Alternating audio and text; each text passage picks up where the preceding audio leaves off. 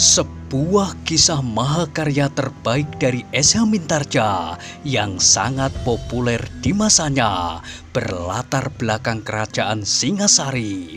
Dengan bangga kami persembahkan kepada sahabat Permata TV tercinta semuanya dengan judul Kisah Pelangi di Langit Singasari.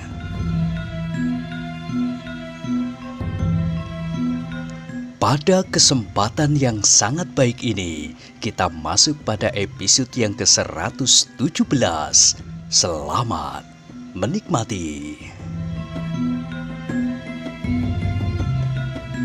Pada episode sebelumnya telah diceritakan, perlahan-lahan Empu Sodo bangkit berdiri.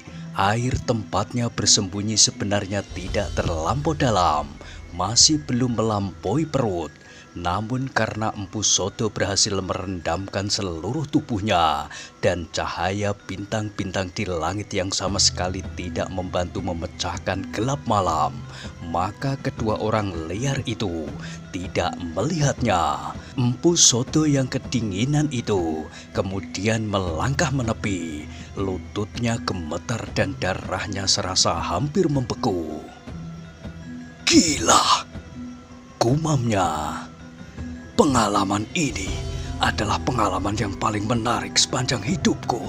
Sepanjang petualangan yang pernah aku lakukan, telah berpuluh kali aku berkelahi, berpuluh kali terluka dan berpuluh kali membunuh lawan. Namun belum pernah aku merendam diri selama ini, hanya sekedar ingin menghindari kedua setan Bukit Gundul ini." Empu Sodo menarik nafas dalam-dalam. Ketika ia meraba-raba ikat pinggangnya, diketahuinya bahwa kacu sepotong yang dipakainya untuk membalut obat-obatnya terjatuh. Pasti ketika aku membenahi diri sebelum aku terjun kemari."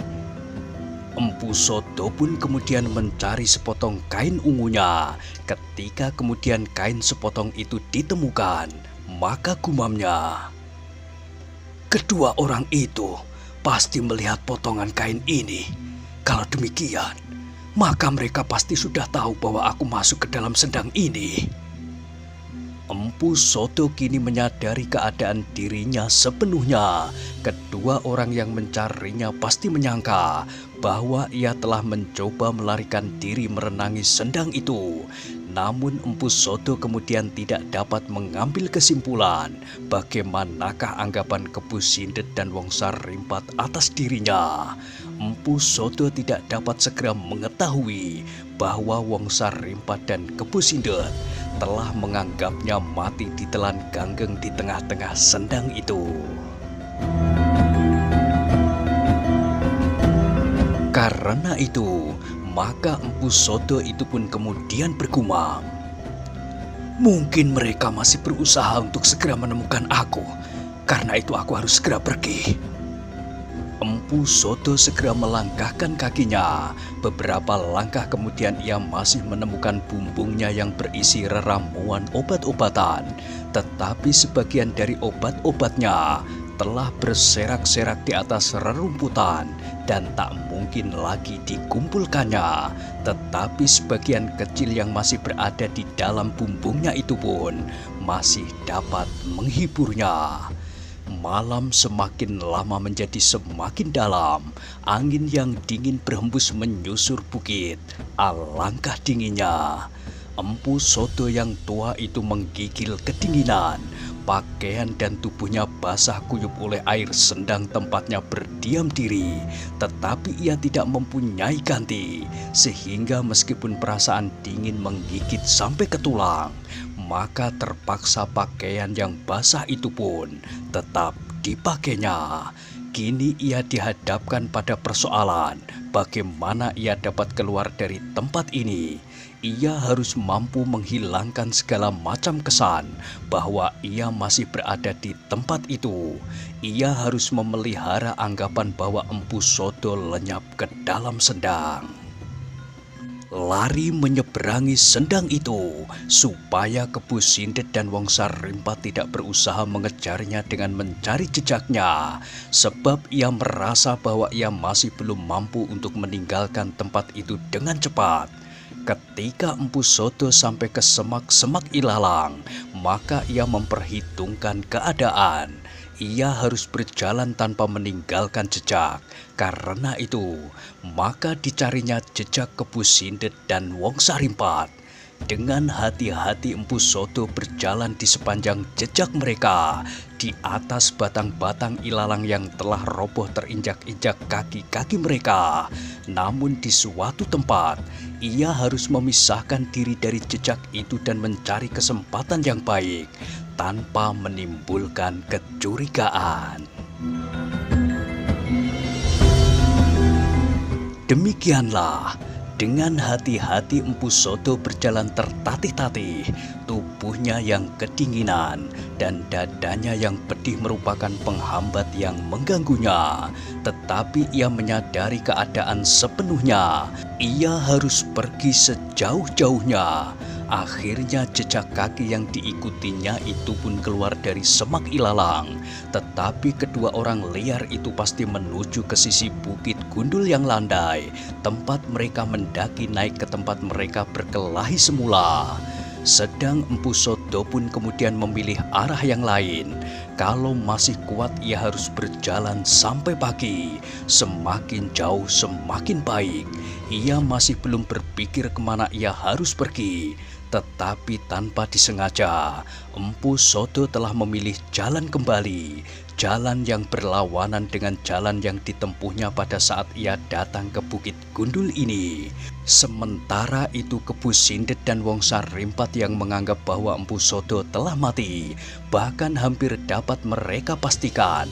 Dengan tergesa-gesa menurut kemampuan yang masih mereka miliki, telah mendaki Bukit Gundul itu kembali. Wangsa Rimpat yang selalu diganggu oleh perasaan nyeri di dadanya, berkali-kali terpaksa berhenti terbatuk-batuk, sehingga kakaknya berjalan semakin jauh di depan.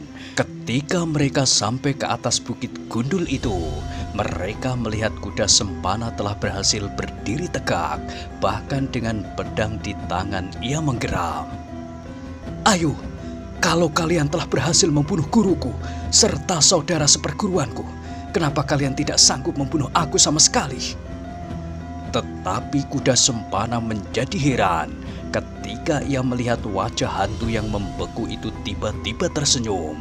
Betapapun malam diwarnai oleh kegelapan serta obor di dekatnya telah padam, namun kuda Sempana dapat melihat senyum itu, senyum pada wajah yang beku, sehingga karena itu maka hatinya menjadi ngeri, seolah-olah ia melihat sesosok mayat yang tersenyum kepadanya.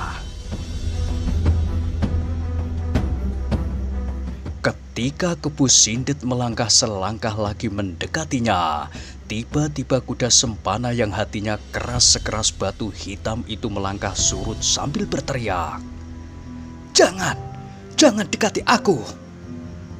Tetapi wajah itu masih tersenyum, senyum yang benar-benar telah menggetarkan dada kuda Sempana.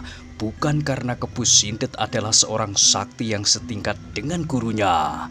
Ia sebenarnya telah bersedia untuk mati sekalipun. Tetapi ketika ia melihat seakan-akan sesosok mayat tersenyum kepadanya, hatinya bergolak dahsyat sekali. Tanpa dikehendakinya, kembali ia berteriak, "Pergi, pergi, atau pedangku akan memenggal lehermu itu." Namun kuda Sempana terkejut pula ketika ia mendengar Kebu Sindet itu berkata dengan tenang, "Kuda Sempana, sadarilah keadaanmu, dan apakah kau mau mendengar keteranganku?" Suara itu sangat berbeda dengan wajah yang ditatapnya. Wajah itu benar-benar mengerikan, tetapi suara itu terasa tenang dan bersungguh-sungguh. "Aku ingin berkata sesuatu kepadamu. Aku harap kau dapat mendengarnya dengan tenang, menimbang dengan bijaksana. Sebenarnya aku tidak mempunyai maksud yang jelek terhadapmu." Kini kuda Sempana terdiam seperti patung. Ia sama sekali tidak melihat sikap permusuhan dari Kepu Sindet yang mengerikan itu.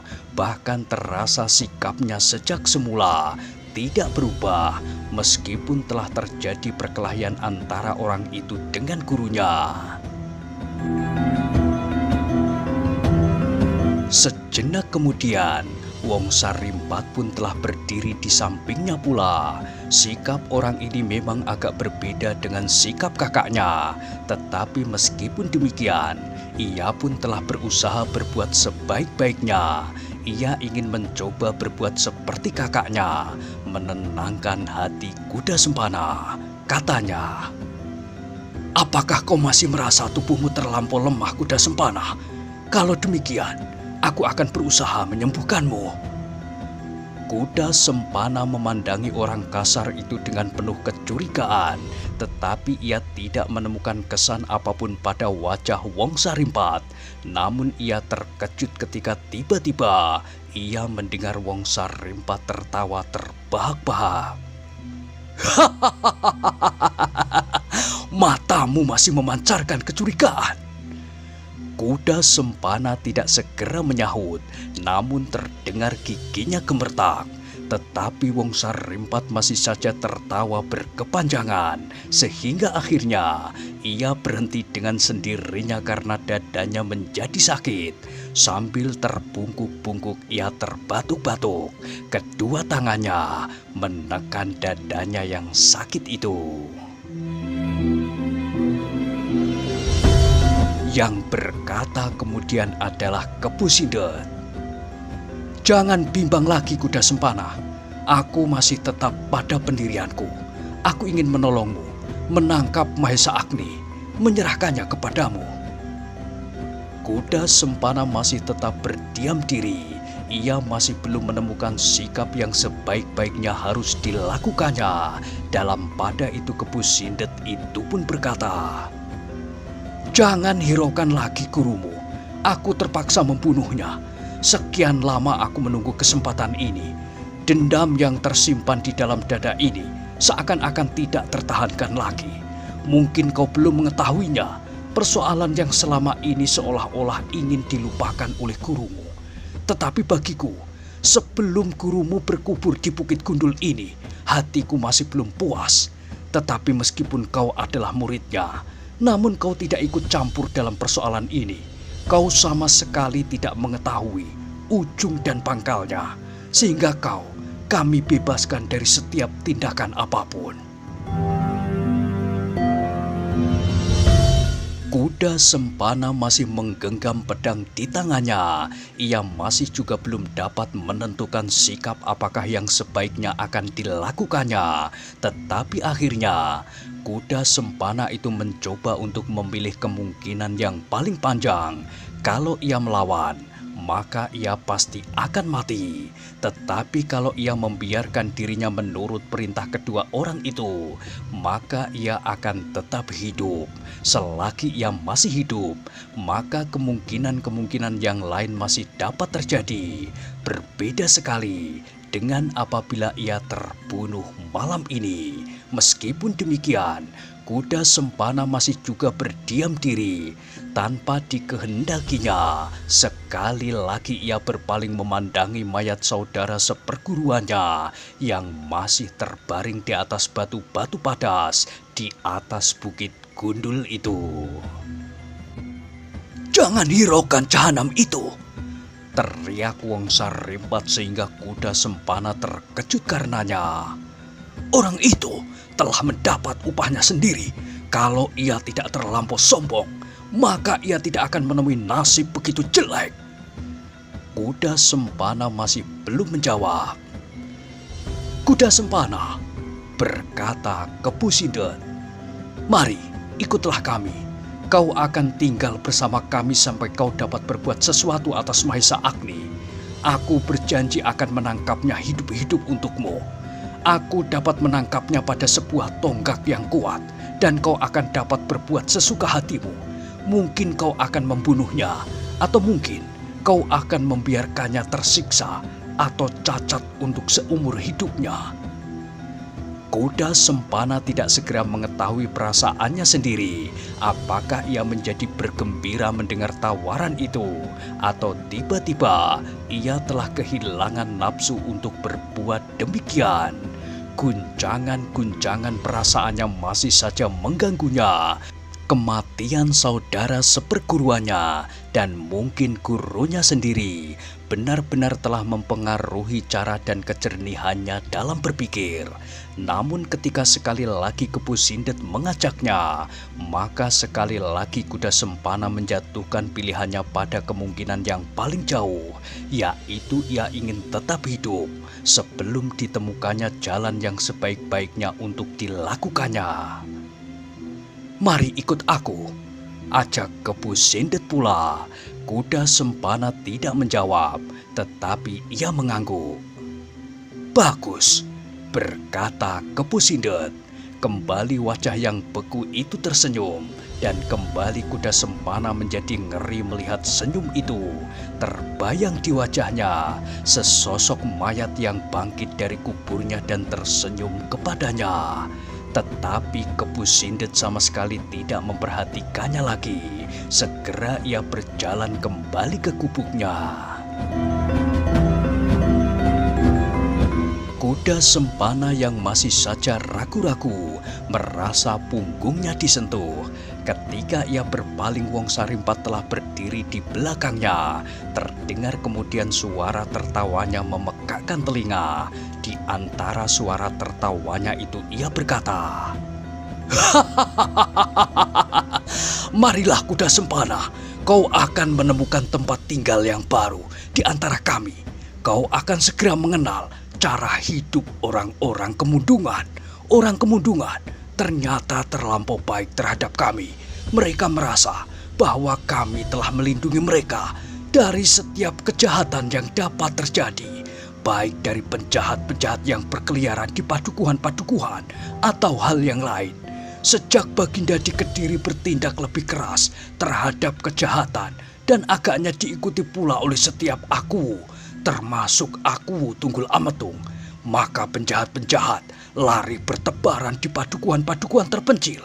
Tetapi ternyata sampai saat ini Kemundungan masih tetap lepas dari pengaruh kejahatan itu." Kuda Sempana mengerutkan keningnya, tetapi ia tidak menjawab. Ketika sekali lagi ia merasa tangan Wong Sarimpat menyentuhnya, maka kakinya pun terayun melangkah mengikuti Kepu Sindet yang telah beberapa langkah di muka.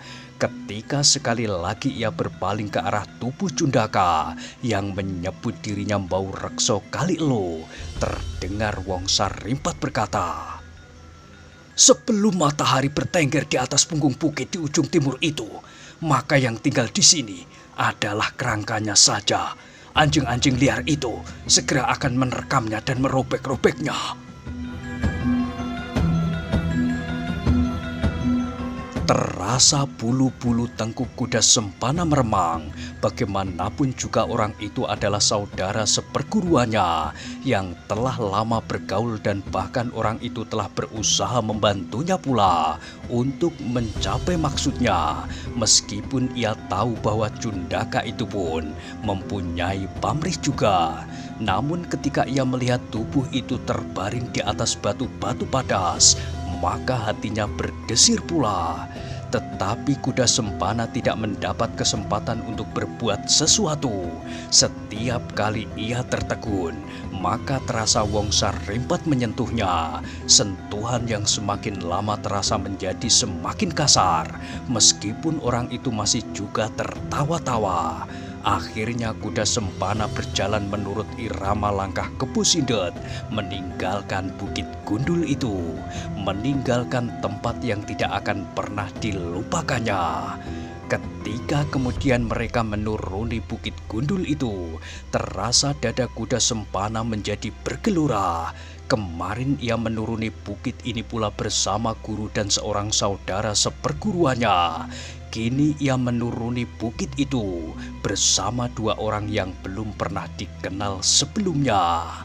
Berbagai perasaan bergumul di dalam hatinya.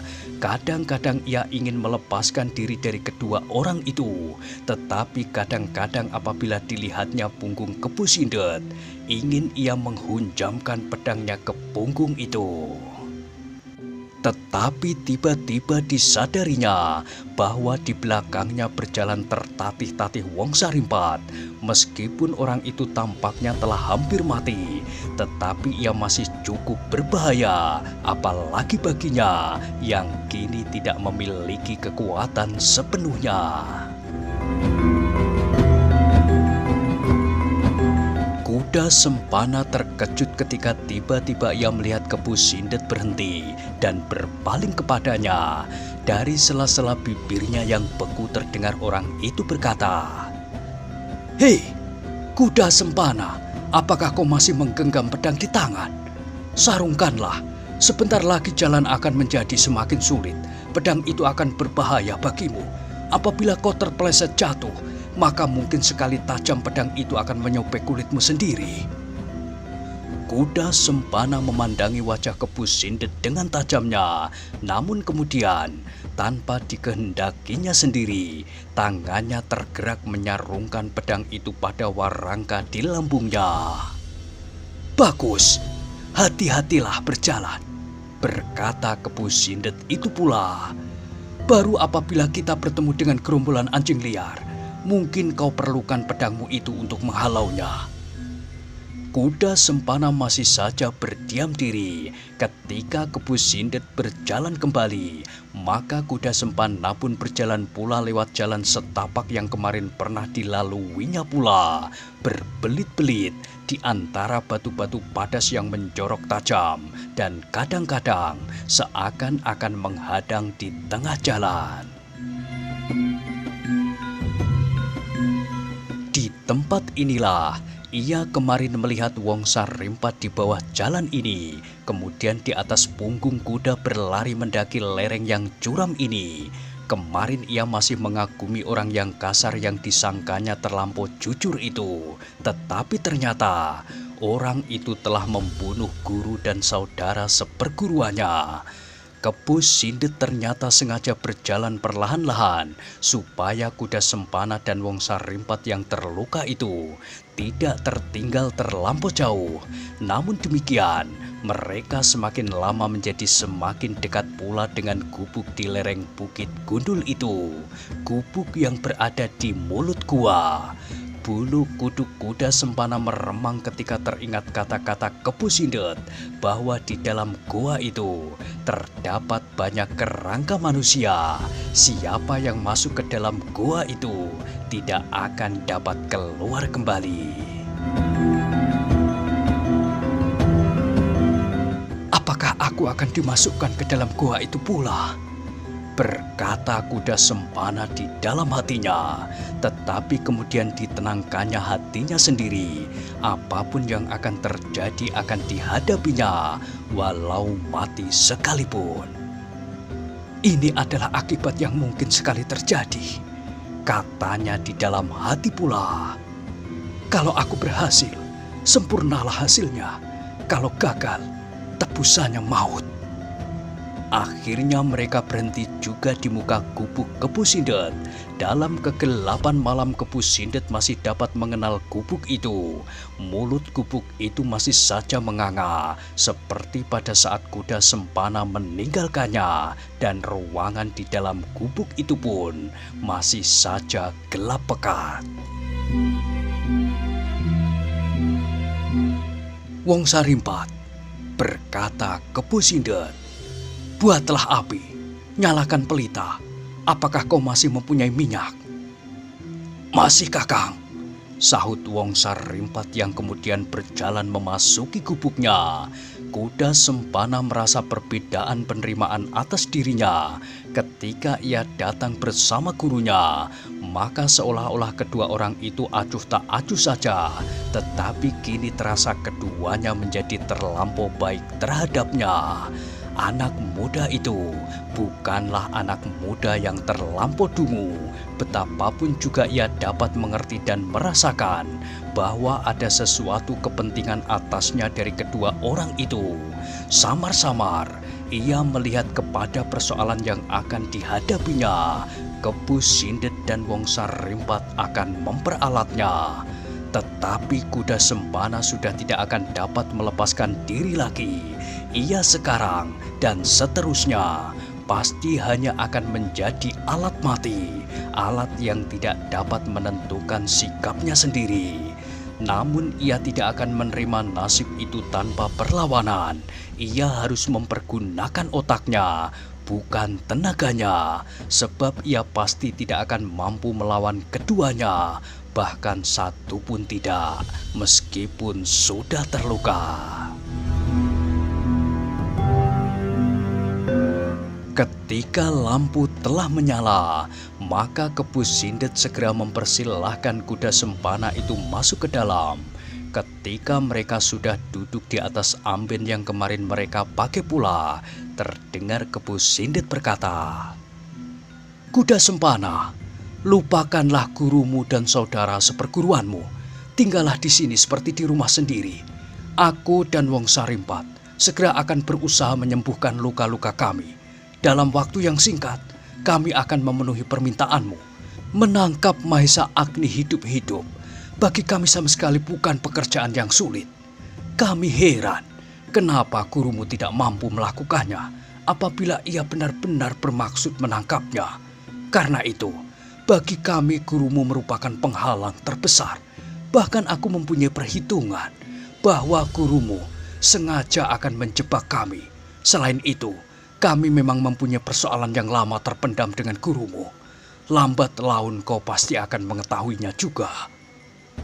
Tiba-tiba kuda Sempana mengangguk-anggukkan kepalanya. Bahkan kemudian ia bertanya, "Apakah paman berkata sebenarnya?" Kepu Sindet memandang kuda Sempana dengan wajahnya yang beku, tetapi sorot matanya memancarkan perasaan yang aneh.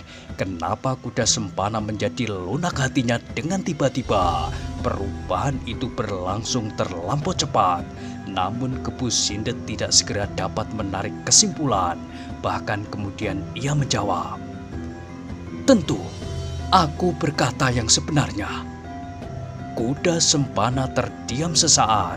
Ia ingin segera berpura-pura bergembira mendengar jawaban itu, tetapi ia tidak dapat. Beruntunglah ia bahwa ia tidak mampu berbuat demikian karena kejutan perasaan yang baru saja dialami. Kepu Sindet adalah seorang yang licin.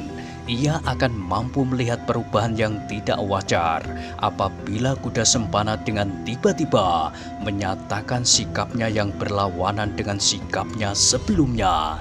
Namun karena kuda Sempana masih dicekam oleh perasaannya, maka justru sikapnya itu telah menghilangkan kecurigaan Kepu Sindet. Sejak saat itu, kuda Sempana terpaksa tinggal di dalam gubuk itu pula, gubuk Kepu Sindet. Betapa hatinya ingin melepaskan diri dari lingkungan yang sama sekali tidak dikehendakinya itu. Tetapi ia tidak pernah mendapat kesempatan. Setiap kali ia selalu berada di antara kedua orang liar itu, atau salah seorang daripadanya.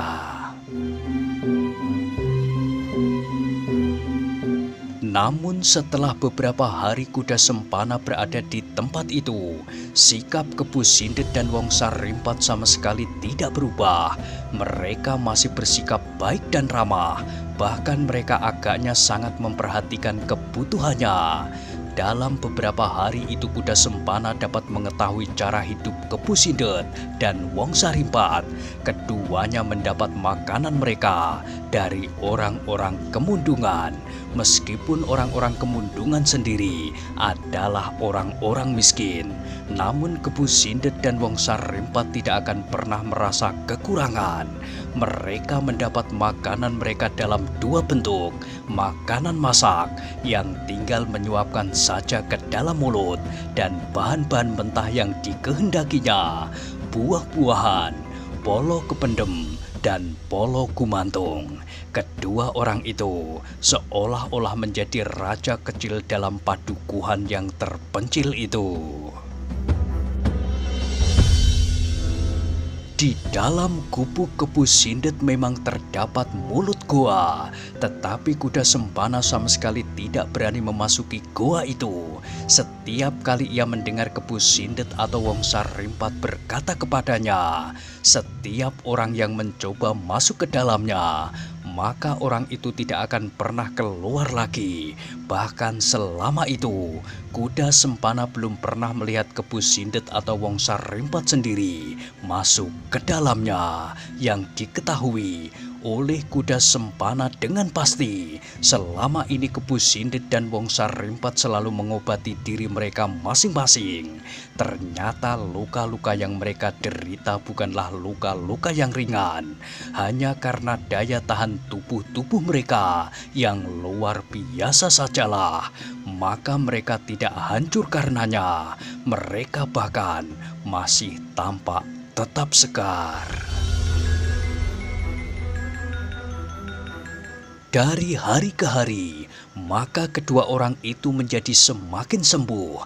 Tubuh mereka kembali menjadi sehat dan kuat seperti pada saat kuda Sempana pertama kali melihatnya. Setiap kali kuda Sempana melihat keduanya menguji tubuh masing-masing.